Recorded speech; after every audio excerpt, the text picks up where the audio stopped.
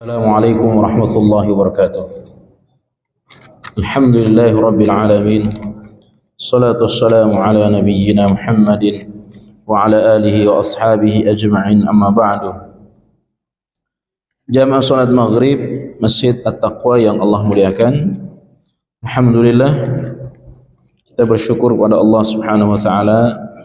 Malam hari ini kita melanjutkan kembali pembahasan kitab Riyadhus Shalihin, masih dalam bab al-amru bil ma'ruf wan nahyu 'anil munkari,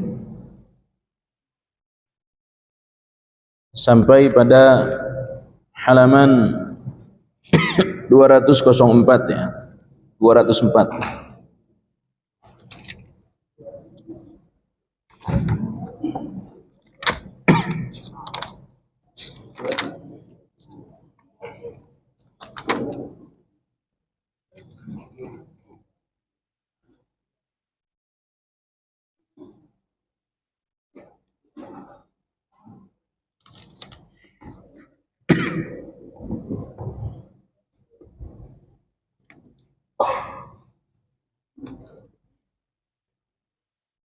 Hadis ke 200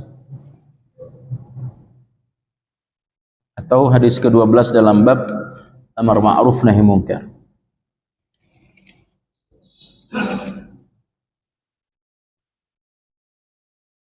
An Abi Abdullah Tariq bin Shihab Al-Bujali Al-Ahmasi radhiyallahu anhu anna rajulan sa'ala an-nabiy sallallahu alaihi wasallam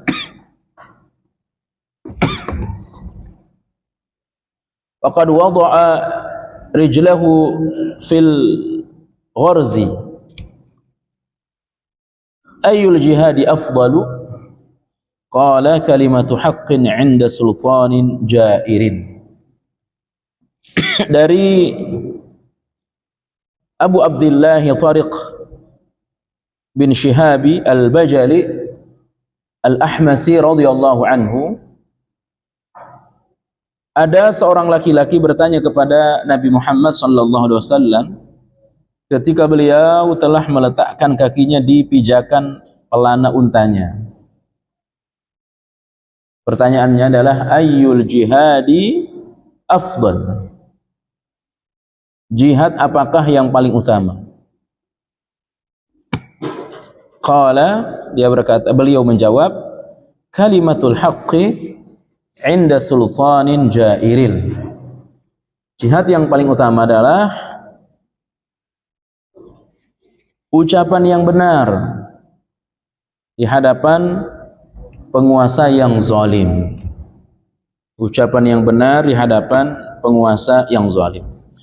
Ini hampir sama dengan hadis yang ke-11 ya, afdalul jihad kalimatu adlin 'inda sultani jair.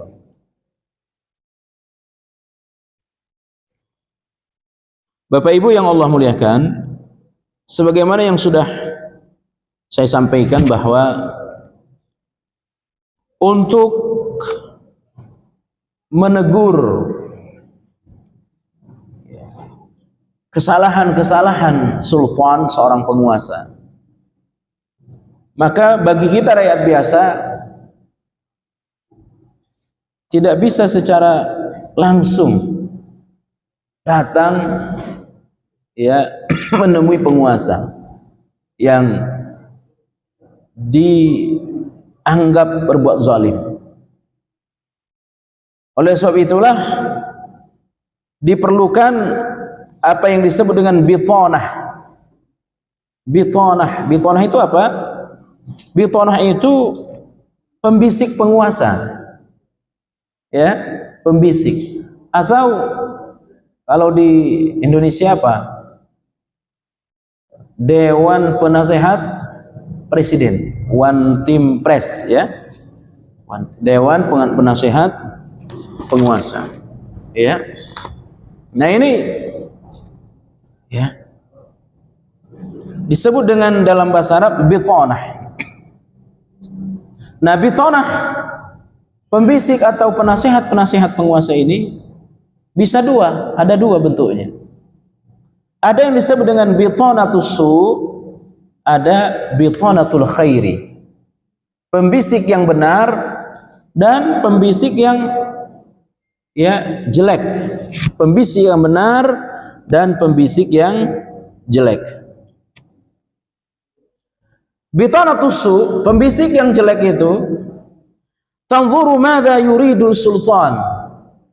Dia hanya mengatakan sesuatu yang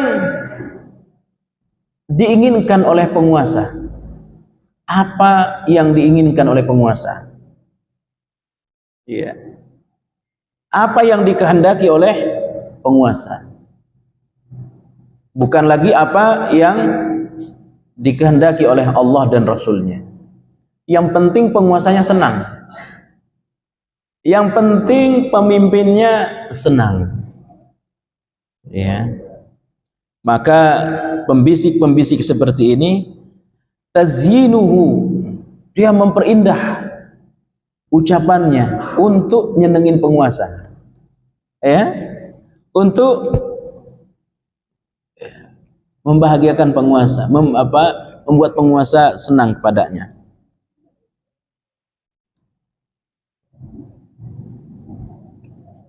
Meskipun yang dia ucapkan itu bertentangan dengan kebenaran, ya, bertentangan dengan Al-Quran, bertentangan dengan hadis, ya, dia akan sampaikan ke penguasa yang sekiranya kalau diucapkan itu penguasanya senang kepada dia, ya, itu namanya bitanatus su, ya, nggak ada salahnya penguasa bagi dia. Semua tindakan, ucapan penguasa itu benar. Ya. Dan orang-orang seperti ini tidak mau mengambil resiko. Ya. Bisa jadi karena memang mereka mencari penghidupan juga di situ. Atau banyak mendapatkan fasilitas dari penguasa. Ya. Maka ucapan-ucapannya itu yang penting penguasa senang. Yang penting pemimpin senang. Nah, yang kedua adalah bitanatul khair, pembisik yang benar. Saya ulangi, ini adalah orang-orang yang ada di lingkaran penguasa. Ya, kalau kita nggak bisa, gimana kita mau membisikkan ke penguasa? Gimana kita mau menegur penguasa? Ya paling kita dengan doa. Ya, kita dengan doa. Kalau dengan kekuatan kita nggak bisa. Penguasa jauh lebih kuat. Ya. Ada orang-orang khusus. Nah, bitanatul khair fa innahu tanzuru ma yaradallahu wa rasuluh. Ketika dia mengucapkan sesuatu kepada penguasa, pertimbangannya itu apakah Allah redha apa tidak. Itu pertimbangannya. Bukan apakah penguasanya senang. Allah redha apa tidak ucapan saya ini. Ya, dan dia siap menanggung resiko. Andai ucapannya itu benar, diridhai oleh Allah, lalu kemudian penguasanya tidak senang, ya dia siap resiko. Ya, itulah yang disebut dengan jihad yang paling utama. Seorang penasihat yang tidak mau yang tidak takut dengan resiko ucapannya. Ya. Wa tadullul hakim alaih, dia membimbing penguasa itu. Kalau penguasanya salah, dia katakan salah. Kalau penguasanya benar, dia katakan benar. Bukan untuk cari muka. Apalagi mohon maaf, menjilat. Bukan. Tapi tujuannya adalah untuk mencari ridha Allah Subhanahu wa ta'ala.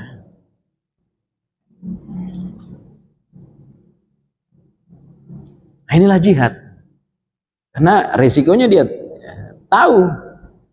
Kalau penguasanya gak senang, paling tidak dipecat. Ya, atau ujungnya dipenjara. Ya. Nah, itu dulu terjadi, Pak, pada Buya Hamka. seorang pejuang dari ya Minangkabau, dari Meninjau ya. Buya Hamka saat itu Pak menjadi ketua MUI. Ya. Lalu beliau fatwakan tentang haramnya mengucapkan hari raya Natal. Ya, beliau ucapkan. Marah penguasa. Ya, marah. Maka dia dipanggil untuk mencabut fatwanya. Ya, oleh pemerintah, oleh presiden dia dipanggil untuk mencabut apa? Tentu melalui kementerian untuk mencabut fatwanya. Apa Buya Hamka takut? Tidak. Ya, beliau tidak mencabut fatwanya. Tetap dia katakan haram, tidak boleh. Ya. Apa risikonya? Ya risikonya dia berlepas diberhentikan dalam posisinya. Dia diberhentikan. Nah, itulah para mujahid zaman itu. Ya, Buya Hamka. Makanya Buya Hamka ya dipenjara juga. Ya, ketika dipenjara menulis tafsir Al-Azhar. Itu Buya Hamka. Ya. Mungkin sekarang kita tidak tahu apa masih ada apa tidak ya. Karena kalau tidak dibungkam oleh penguasa. Kalau Buya Hamka nggak ada takutnya. Penjara ya penjara. Ya. Dan memang saat itu beliau punya posisinya sebagai ya orang penting di negeri ini. Ya. Nah untuk kita nggak bisa Pak, orang ya paling kita keluar-keluar di media kalau kita punya media. Ya, untuk sampai ke penguasa ya belum tentu. Ya, nggak mungkin sampai ke penguasa, nggak mungkin. Kalaupun sampai ya di penjara. Nggak bakal sampai. Makanya ini disebut dengan bitonah. Ya, bitonah. Nah, Bapak Ibu yang Allah muliakan,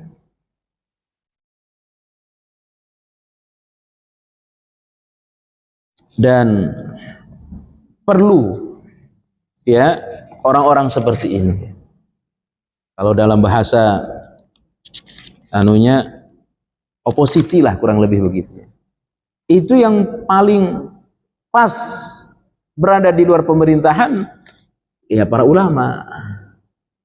Ya, kalau dia dekat niatnya adalah untuk memperbaiki penguasa, bukan untuk mohon maaf mencari penghidupan di lingkaran kekuasaan. Itu dalam bahasa Arab disebut dengan bitonah, pembisik-pembisik penguasa.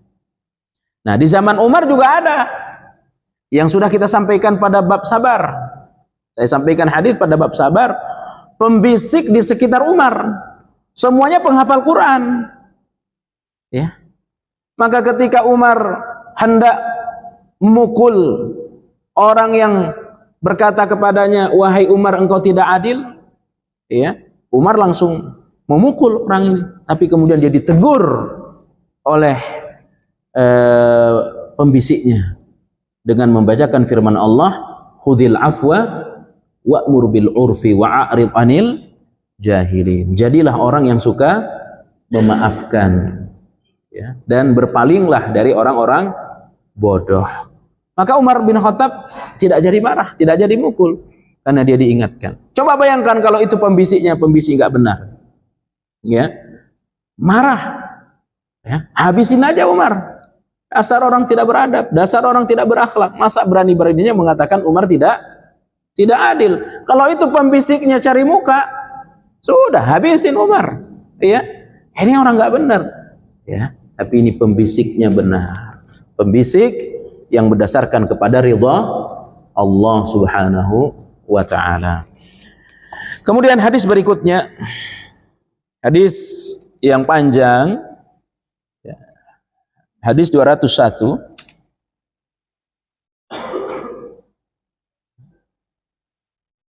Ini bukan hanya terkait tentang tingkat tertinggi, ya, tingkat ya RT, tingkat kelurahan, tingkat desa, ya, harus ada pembisik-pembisik.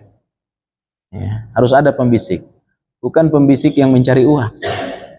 Ya, karena negara kita ini sebenarnya sudah sangat baik, Pak. Kalau di tingkat desa ada namanya dana desa. Dana desa itu miliaran. Ya. Itu kalau orang-orang nggak benar di sekitar kepala desa, habis itu uang. Ya. Makanya perlu pembisik-pembisik penguasa ini. Pembisik yang takut kepada Allah Subhanahu wa taala. Ya. Bikin jembatan anggarannya 400 juta, yang kepake 200 juta. 200 jutanya mana ya, dibagi-bagi. Kalau nggak benar kepala desanya, kalau nggak benar pembisiknya. Kalau pembisiknya takut, jangan, ada Allah yang ngawasi. Ya, kalau laporan kan bisa dibikin-bikin, bisa dibuat, bisa di apa istilahnya, dimainin. Tapi kan hukum Allah tidak begitu. Pengawasan Allah tidak bisa dimainin. Itu semua bergantung kepada pembisik penguasa. Saya ulangi istilahnya bitonah. Bitonah. Hadis berikutnya, masih halaman yang sama, hadis 201 atau ke-13 dalam bab ini. Dari Ibnu Mas'ud, kita sudah mengenal siapa Ibnu Mas'ud, sahabat yang kurus, tidak usah saya ulangi lagi. Inna awwala ma dakhala an-naqsu ala bani Israil annahu kana ar-rajulu yalqa ar-rajula fayaqul ya hadha ittaqillaha wada' ma tasna'u فإنه لا يحل لك ثم يلقاه من الغد وهو على حاله فلا يمنعه ذلك أن يكون أكيلة وشريبه وقعيده فلما فعلوا ذلك ضرب الله قلوب بعضهم ببعض ثم قال لعن الذين كفروا من بني إسرائيل على لسان داود عيسى بن مريم ذلك بما عصوا وكانوا يعتدون كانوا لا يتناهون عن منكر فعلوه لبئس ما كانوا يفعلون ترى كثيرا منهم يتولون الذين كفروا لبئس ما قدمت لهم أنفسهم إلى قوله فاسقون ثم قال كلا والله لتأمرن بالمعروف وَلَتَنْهَوْنَ عَنِ الْمُنْكَرِ وَلَتَأْخُذُنَّ عَلَى يَدِ الظَّالِمِ بَعْضِكُمْ عَلَى بَعْضٍ ثُمَّ لَيَلْعَنُكُمْ كَمَا لَعَنَهُمْ. Sesungguhnya awal mula masuknya kekurangan Bani Israel adalah seseorang bertemu dengan orang lain yang melakukan maksiat. Lalu dia berkata, wahai fulan, hendaklah engkau bertakwa kepada Allah Subhanahu wa taala dan tinggalkan apa yang sedang kamu perbuat, karena hal itu tidak halal bagimu. Kemudian keesokan harinya dia bertemu lagi dengan orang itu yang tetap dalam keadaan seperti kemarin, mengerjakan kemungkaran, mengerjakan kemaksiatan. Ternyata hal tersebut tidak menghalanginya untuk menjadikannya sebagai teman makan, teman minum, dan teman duduknya. Ketika mereka melakukan demikian, maka Allah menutup hati sebagian dari mereka dengan sebagian yang lain.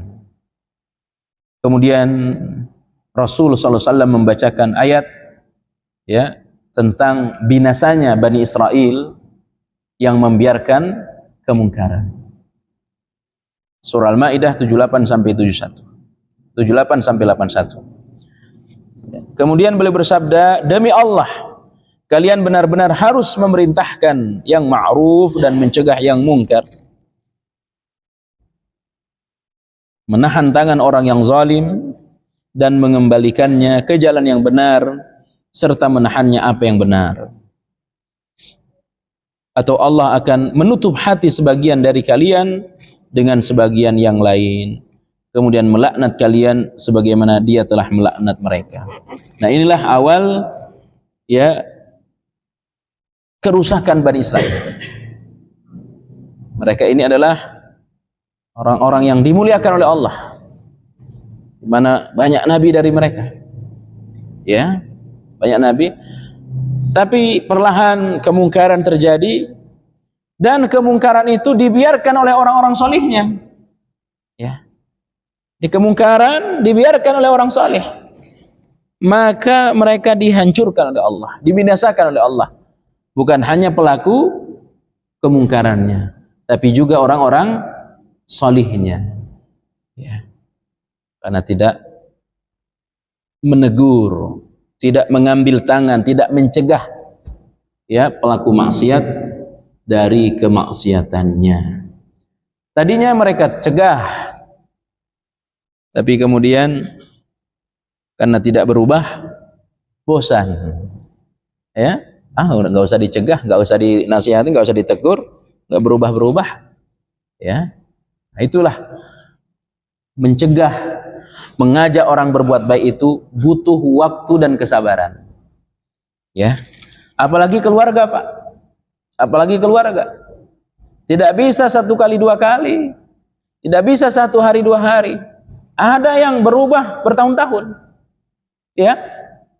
Ada yang berubah bertahun. Nasihatin istri, nasihatin orang, ya. Berubah bisa bertahun-tahun. Bahkan dia berubah sesudah kita meninggal. Ada yang seperti itu. Ya. Maka yang salah adalah kalau kita bosan menasihati orang. Ya. Udah sering saya ingatkan, ya, sudah capek saya ingatin, ya udah terserah dia, nggak boleh. Nah, ini Bani Israel, pertama dicegah, besok dicegah, besoknya lagi udah dibiarkan saja, ya, memang dasar dia nggak mau. Ya. Nah, itu tidak boleh. Sekali lagi, apalagi kepada keluarga kita sendiri, pada istri kita, kepada ya orang-orang di sekitar. Ya, tidak boleh bosan. Dan tidak boleh ya kemudian marah, murka, yang adalah binasa. Itulah kelebihan Nabi Muhammad sallallahu alaihi wasallam. Nabi Muhammad itu tidak pernah bosan dalam berdakwah. Ya. Nabi Nuh ya, tapi bisa jadi udah wajar, udah 900 tahun dakwah. Sudah 900 tahun dakwah. Yang ngikut nggak sampai 100, Pak. Apa yang dilakukan oleh Nabi Nuh? Berdoa kepada Allah, minta dihancurkan, minta diazab tuh. Ya. Akhirnya doanya dikabulkan. Terjadi banjir besar. Ya, sampai-sampai Ka'bah itu tenggelam. Banjir itu terjadi di seluruh dunia. Itu karena Nabi Nuh. Ya manusiawi, sudah 900 tahun. Pun demikian dengan siapa? Nabi Yunus alaihissalam. Nabi Yunus itu ya udah lama berdakwah, tidak ada yang berubah. Akhirnya apa yang dilakukan oleh Nabi Yunus? Kabur, ya, mencari lahan dakwah yang lain, mencari tempat dakwah yang lain. Begitu dia naik kapal dihukum oleh Allah. Apa yang terjadi? Kapal muatannya terlalu banyak, kelebihan muatan. Ya. Satu-satunya cara harus ada yang diturunkan. Ya, diturunkan. Ya. Siapa? Ya diundi. Ternyata ya yang dapat ya undiannya adalah bukan undian, yang harus diturunkan siapa? Nabi Yunus alaihi salam. Ya. Udah diturunkan. Ceburin, langsung dimakan ikan. Ya, Zannun, langsung dimakan ikan. Itu pengaruh dari efek dari ya tidak mau meneruskan keinginan untuk memperbaiki orang lain. Ditegur oleh Allah. Ya, ditegur oleh Allah. Tapi karena kekuatan doa dari Nabi Yunus, istighfar yang tidak berhenti, la ilaha illa anta subhanaka inni kuntu minaz zalimin. Ya. Coba bayangkan. Di dalam perut ikan besar, tidak ada makanan, tidak ada cahaya.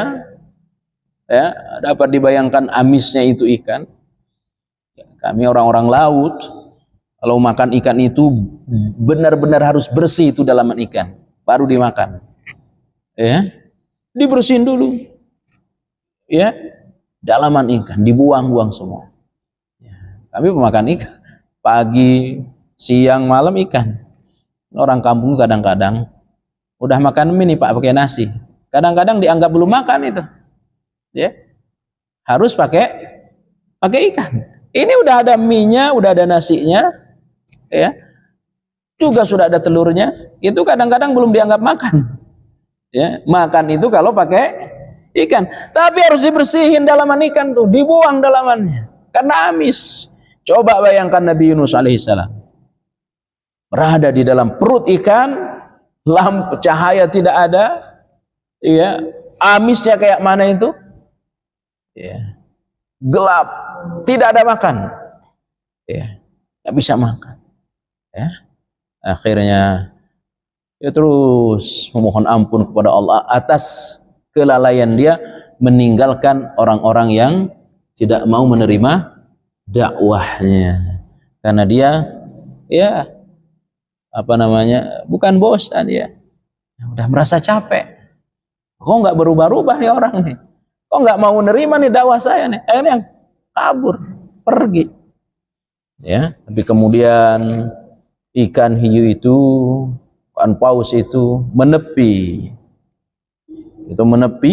dia semburkan, dia bernafas. Ikan paus itu kan bernafas 2 kali, napas, ya, untuk ngambil makanan atau napas untuk membuang nafasnya, ya.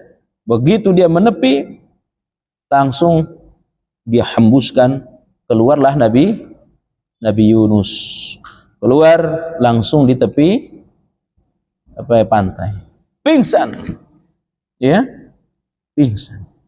Doanya kepada Allah luar biasa.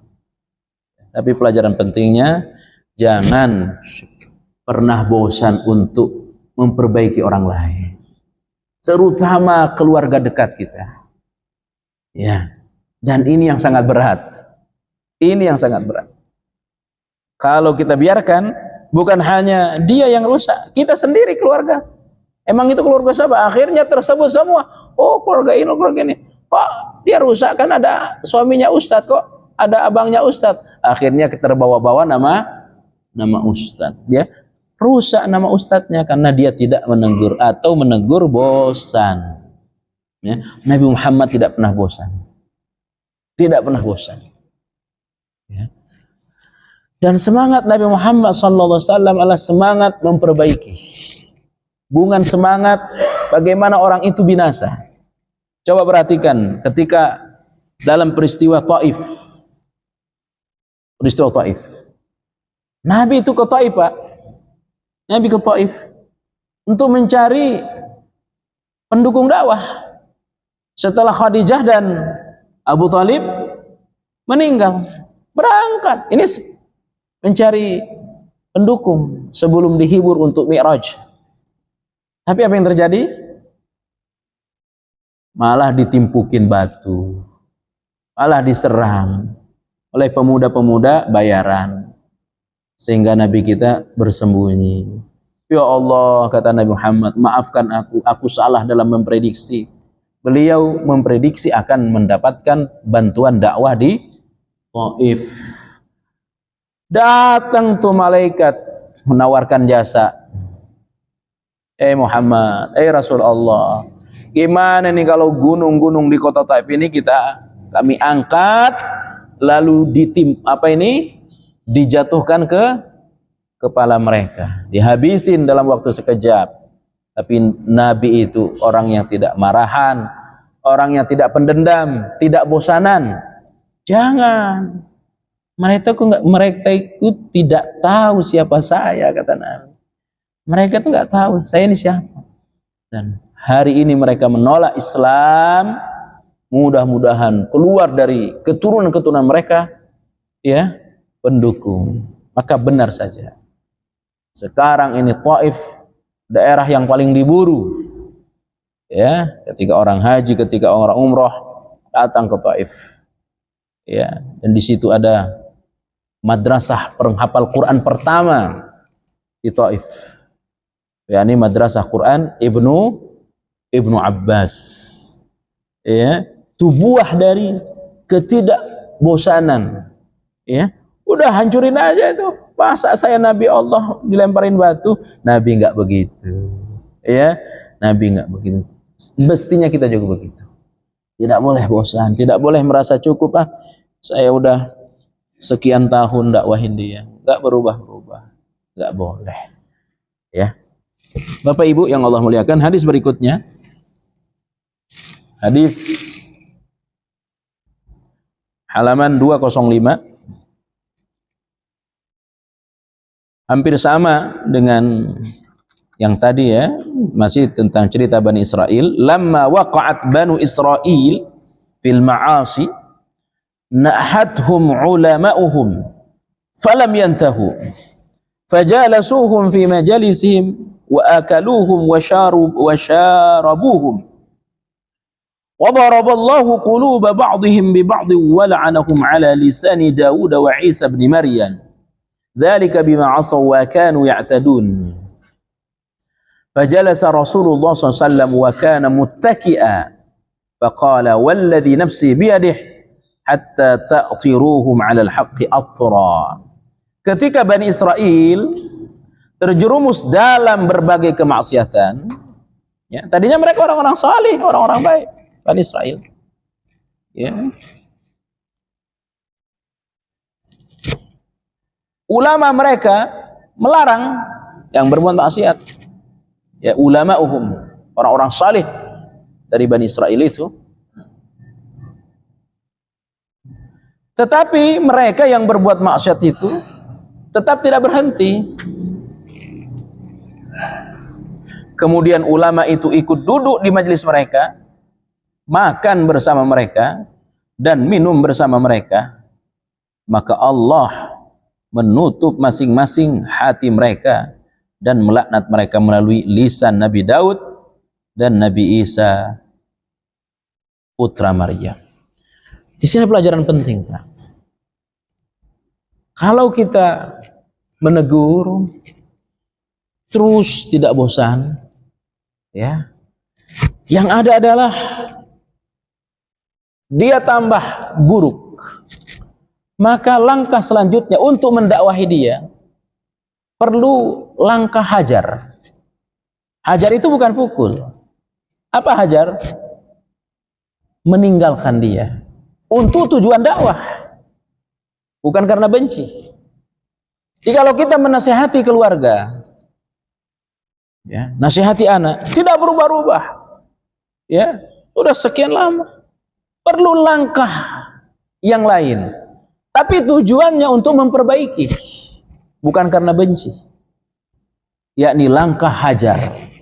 Hajar itu menjaga jarak dengan keluarga itu. Ya, kita jaga jarak. Tadinya kita ketemu sebulan 3 kali, 4 kali. Setiap ketemu kita nasihati, yang kita tahu dia melakukan kemungkaran, tidak berubah-ubah. Ya, tidak berubah-ubah. Maka kita kurangi.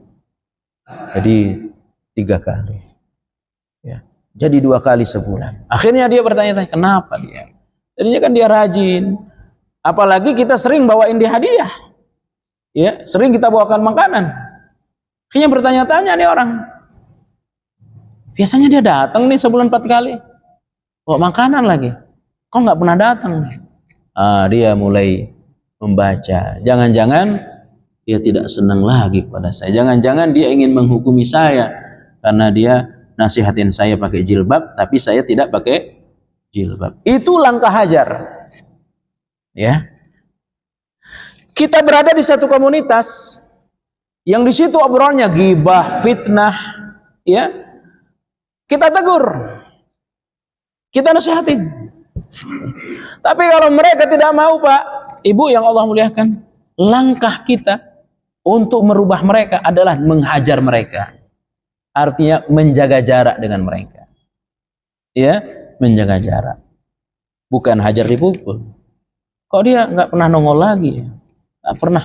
Jangan-jangan dia marah kepada kita ini. Ya. Nah, akhirnya dia mulai berubah. Tapi jika kita menjaga jarak dan mereka, ya, malah tambah jelek, sudah putus hubungan, tapi doa jangan putus untuk mereka. Ya, itu namanya langkah hajar. Apalagi pelaku syirik, pelaku bid'ah. Ya, tadinya kita banyak bergaul dengan pelaku syirik, ketemu. Kita nasihatin bahwa ini syirik, ini mereka tidak berubah. Maka kita sudah mulai memutus bukan memutus silaturahmi, tapi mengurangi waktu bertemu dengan mereka. Ya, demikian juga dengan pelaku bid'ah. Ya, namanya hajar. Apakah ini pernah Nabi lakukan? Pernah Nabi lakukan. Terhadap 3 sahabat yang tidak ikut perang Tabuk. Salah satu di antara adalah Ka'ab bin Malik radhiyallahu anhu. Ya. Di mana Ka'ab bin Malik? Oh, dia sedang panen. Ya. Makanya Nabi nggak percaya. Begitu sampai ke Madinah ditanya, "Kenapa kau tidak ikut perang, Ka'ab bin Malik?" Padahal ini perang wajib hukumnya, fardu ain.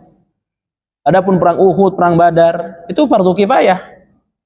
Ya, siapa yang mau, ya boleh. Yang tidak mau, kalau sudah ada perwakilan, yang lain gugur. Nah, ini fardu ain nih, perang Tabuk. Wajib, sebulan sebelum perang udah Nabi umumkan. Tiba-tiba ada 3 sahabat, termasuk Ka'ab bin Malik, tidak ikut perang. Pulang dari Madinah ditanya oleh Nabi, "Kenapa kau tidak ikut perang?" Ka'ab bin Malik gak bisa jawab. Apa yang Nabi lakukan? Menghajar. Hajar bukan berarti apa? Memukul, tapi diasingkan oleh Nabi. Ya, diasingkan. Ketika Ka'ab bin Malik, "Assalamualaikum ya Rasulullah." Nabi nggak jawab. Cukup jawab di dalam hati atau pelan. Itu penderitaan bagi sahabat. Nabi nggak mau ngelihat siapa ini? Ka'ab bin Malik. Ya, itu kata Ka'ab bin Malik, Pak. Andai boleh saya memilih tidak ditegur oleh Nabi dengan langit dan bumi ini dijatuhkan ke kepala saya memilih yang kedua.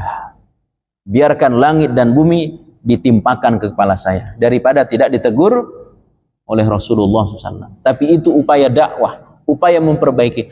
Akhirnya Ka'ab bin Malik membaca diri. Ya, membaca diri. Jadi perlu terhadap keluarga, apalagi keluarga ini ya sering kita bantu, sering kita tolong, tapi dia pelaku syirik, dia pelaku bid'ah, ya mulai dikurangi bantuan kita, bukan karena benci, agar dia mengambil pelajaran. Sebab kalau tidak bisa seperti ini. Dengan kita sering ketemu, sering ngobrol, bisa-bisa kita yang terbawa. Ya, bisa-bisa kita terbawa. Kita melihat pelaku judi, pelaku zina, ditegur, dinasihatin, gak berubah-ubah, tetap dia judi. Ya, pilihannya duduk dengan mereka. Lama-lama kita tidak senang, bukan kita, lama-lama dia gak senang judi, tapi karena sering nongkrong dengan pejudi, akhirnya ikut judi. Ya, dia tidak senang menggibah. Udah ditegur jangan menggibah. Tapi dia senang duduk dengan penggibah. Akhirnya dia ikut gibah. Makanya mendakwahi orang perlu. Tapi kalau dia sudah terlampau jauh, maka kita perlu menjaga apa? Menjaga jarak dengan mereka. Tapi dalam menjaga jarak niatnya untuk memperbaiki dia, bukan karena benci dia. Karena ada keinginan mudah-mudahan dia berubah. Paling tidak apa? Doakan. Ya Allah, segala macam cara sudah saya lakukan ya Allah. Dia tidak berubah ya Allah. Malah judinya tambah, zinanya tambah, maksiatnya. Ya Allah doakan. Ya, kita doakan, minta kepada Allah. Itu saudara saya ya Allah. Dia keluarga saya ya Allah. Berikan hidayah. Ya, tidak boleh kita katakan ya Allah saya sudah bosan. Ya, terserah dia mau apa, nggak boleh. Ya, jadi terlalu dekat dengan pelaku maksiat tidak boleh. Ya, menjauh sejauh-jauhnya juga tidak boleh. Kalau terlalu dekat, pelaku syirik, pelaku bid'ah, khawatir kita tertular dengan bid'ah dan kesyirikan mereka.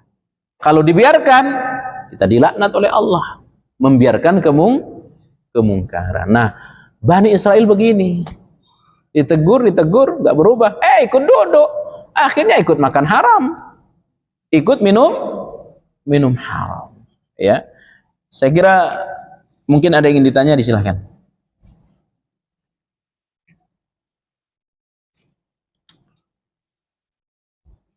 Monggo. Salam.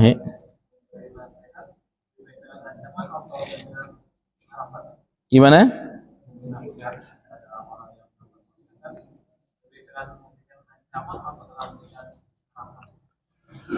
Kalau muda, sehat, ancaman. Tapi kalau sudah sepuh, sakit-sakitan, harus lebih dominan harapan. Ya, kalau masih muda, ya, pelaku maksiat, pelaku judi, tanamkan harapan kuat akan ampunan Allah kepadanya. Azab Allah. Gimana kalau kamu mati dalam usia seperti ini? Belum sempat tahu taubat, ya. Tapi kalau orang tua, tanamkan harapan. Ya, sudah taubat. Allah Maha Pemaaf, Allah Maha Pengampun. Ya. Dan tapi dosa saya terlampau banyak dulu, pasti Allah ampuni. Ya. Jadi dua ini, raghaban wa rahaba, al khauf war raja. Untuk yang masih muda, masih sehat, yang harus mendominasi ketika menasihatinya adalah rasa takut akan azab, ancaman-ancaman. Tapi untuk yang sudah tua, sudah sepuh, apalagi sakit-sakitan, maka yang lebih mendominasi adalah harapan akan surga, harapan akan ampunan Allah Subhanahu wa ta'ala. Nabi Ibrahim alaihissalam, karena bapaknya pembuat patung dan disembah. Bagaimana cara Nabi Ibrahim? Nah, bapaknya sudah tua. Wahai ayah, dikatakan kepada bapaknya, siapa bapaknya? Azar. Saya takut kalau engkau meninggal dalam kondisi seperti ini, engkau diazab oleh Allah. Ya, engkau diazab oleh Allah. Ya. Maka bertobatlah. Ya, mohon ampun. Tapi hidayah sudah ditutup. Akhirnya tetap dia meninggal dalam keadaan kafir. Demikian. Ya. Terhadap Abu Thalib, apa kata Nabi? Ucapkan wahai paman, la ilaha illallah. Ucapkan la ilaha illallah. Dengan engkau ucapkan la ilaha illallah, aku akan bela engkau di hadapan Allah nanti di hari akhir. Itu harapan. Ya. Nabi tidak katakan ucapkan la ilaha illallah. Kalau engkau tidak mengucapkan, engkau akan diazab di neraka. Itu tidak Nabi masukkan dalam pikiran, dalam diri Abu Thalib. Engkau ucapkan la ilaha illallah sekarang, nanti di hari akhir aku bela engkau di hadapan Allah. Ini harapan. Ya, demikian. Yang lain silakan. Fadhal.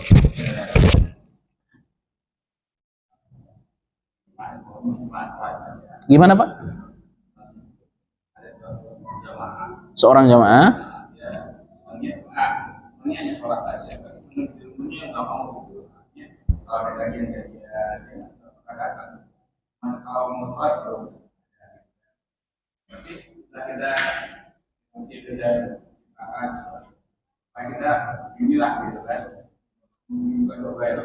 iya, benar. Bapak Ibu yang Allah muliakan, apa yang dilakukan oleh jamaah tadi bukan suatu kemungkaran, ya, tetapi nuqsan, ada kekurangan dalam dirinya. Ya, Allah perintahkan kita masuklah dari berbagai pintu, bukan dari satu pintu. Menuju surga Allah itu tidak cukup satu amalan. Harus banyak amalan yang harus kita tempuh. Amalan sholat, ya, amalan berbakti ke orang tua, amalan haji, amalan umroh, dan yang besar adalah amalan duduk di majelis ilmu. Ya, Bahkan duduk di majelis ilmu ini ibarat jalan tanpa macet untuk masuk surga. Ya, saya ulangi, mencari ilmu, duduk di majelis ilmu, ya, tidak hanya sekedar kita bagaimana dapat ilmu. Mungkin hadis-hadis ini yang saya baca ini sudah pernah kita kaji di beberapa tempat, sudah pernah kita dengar di beberapa tempat, tapi bukan itu semata tujuan kita. Kita berlama-lama duduk di sini, ya, karena kita ingin dimudahkan masuk surga. Tapi apakah orang yang tidak mau duduk di majelis ilmu berdosa? Tentu tidak. Karena itu bukan kemungkaran. Nah, perlu kita nasihati bahwa ya, menuntut ilmu itu adalah amalan yang sangat ya mudah dan mempercepat orang untuk masuk surga. Ya. Tetapi apa yang dia lakukan itu bukan satu kemungkaran. Ya. Alasannya sibuk dan sebagainya, ya. Maka ini soal hidayah. Soal hidayah. Ya. Soal bagaimana Allah menanamkan kecintaan kepada ilmu pada diri kita. Dan saya yakin, saya sering sampaikan di beberapa tempat bahwa majelis ilmu ini adalah taman. Apa nama jenjang pendidikan usia dini? Bahasa Arabnya apa? Raudhah. Raudhah. Raudhah itu apa? Raudhah itu artinya taman, tempat orang main, tempat orang cari ketenangan. Ya. Apa tempat paling mulia di Masjid Nabawi? Raudhah. Ya, raudhah secara fisik ada di Masjid Nabawi. Orang datang ke situ berbondong-bondong, berjubel, sampai nangis di situ. Ya, karena merasakan ketenangan. Nah, majelis ilmu adalah raudhah. Ya, saya yakin orang yang duduk majelis ilmu tenang pikirannya, gak ingat utang, pulang dari sini baru ingat utangnya dia. Ya, karena ini taman kebahagiaan. Orang yang senang jalan-jalan, senang rekreasi, maka ini tempat paling menghibur. Terutama kita yang sudah berumur 50-60 tahun ke atas, majelis ilmu adalah tempat hiburan, mencari ketenangan. Ya, maka sampaikan kepada orang-orang tadi yang semisal niatnya adalah karena cinta kita, bahwa majelis ilmu ini hiburannya orang beriman. Demikian. Ada yang lain silakan. Monggo.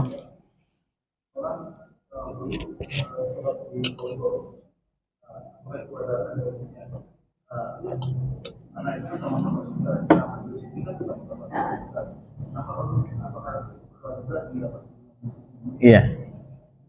Bapak Ibu yang Allah muliakan, tidak ada anjurannya untuk sholat secara khusus di raudhah. Di raudhah yang di Masjid Nabawi. Yang ada adalah kita disuruh berdoa. Tapi kalau kita pas dari luar, dari hotel, langsung masuk ke raudhah, sholat saja. Niatnya sholat tahiyatul masjid. Tapi sholat sunnah secara khusus di raudhah tidak ada. Ya, tidak ada. Nah, di situ kita berdoa, mustajab doa kita. Bagaimana dengan raudhah majelis ilmu? Ya, bukan kita lagi yang berdoa, tapi justru malah didoakan. Yang doakan oleh malaikat. Ya, kalau di raudhah secara fisik Masjid Nabawi doa kita mustajab, tapi di raudhah ilmu di masjid seperti ini justru kita yang didoakan para malaikat. Sampai-sampai seluruh makhluk ikan yang ada di air mendoakan kita. Ya.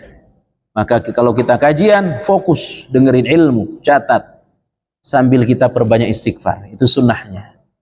Ya, Nabi kalau duduk di majelis ilmu sambil membaca istighfar. Jadi boleh, tapi sekedar memohon ampun pada Allah.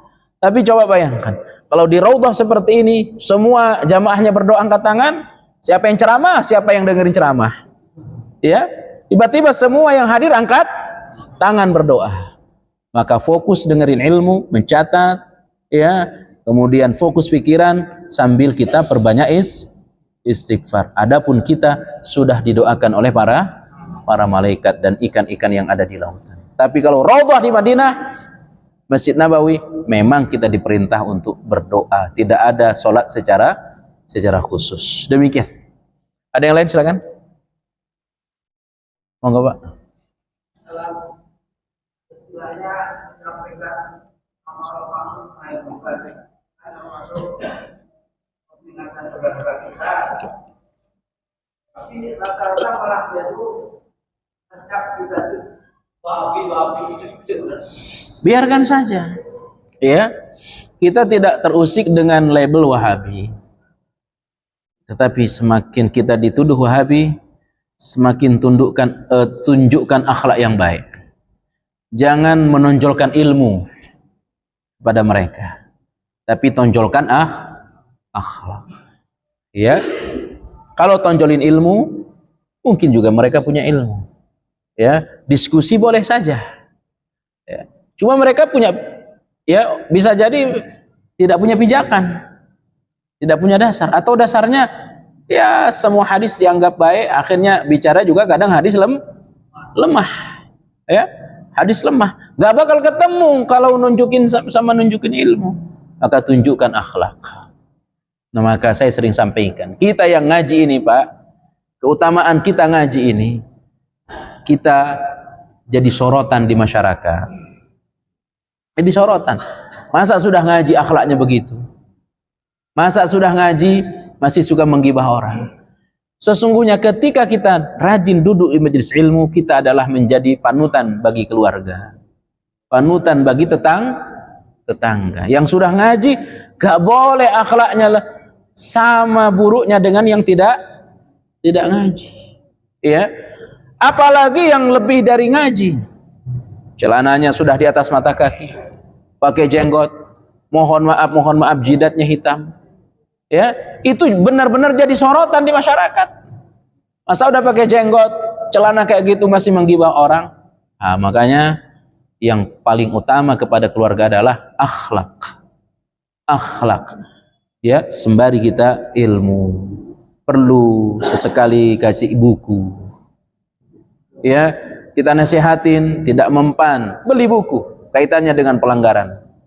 Ya, misalkan belum pakai jilbab, beli buku kaitannya dengan jilbab kasih. Ya, buku zikir pagi petang dikasih. Apa ini? Lama-lama jadi penasaran dilihat. Ya, jadi yang paling utama adalah akhlak. Dan jangan lupakan, sering-seringlah memberi hadiah kepada keluarga. Tahadu saling memberi hadiahlah kalian, maka kalian akan saling cinta mencintai. Jangan ada semangat ingin merubah orang, tapi caranya tidak dengan akhlak. Ya, pokoknya saya ingin merubah dia. Gimana caranya kesyirikan hilang? Gimana caranya bidah hilang dari keluarga saya? Tapi tidak ditempuh dengan akhlak. Ya, ditempuh dengan kasar kalau ngomong, menjelekkan, merendahkan orang. Akhirnya pesan tidak akan sampai. Keburu orang benci duluan kepada kita. Makanya akhlak, sering memberi hadiah. Ya, bikin orang itu hutang budi kepada kita. Dengan apa? Berikan jasa kita sebanyaknya. Ya, seringlah bantu mereka. Kalau kita sering membantu orang, insya Allah ucapan kita akan mudah didengar. Ya, wallahu ta'ala. Demikian cukup kajian kita pada hari ini. Mohon maaf. Subhanakallah bihamdik, asyhadu an la ilaha illa anta astaghfiruka wa atubu ilaik. Wassalamualaikum warahmatullahi wabarakatuh.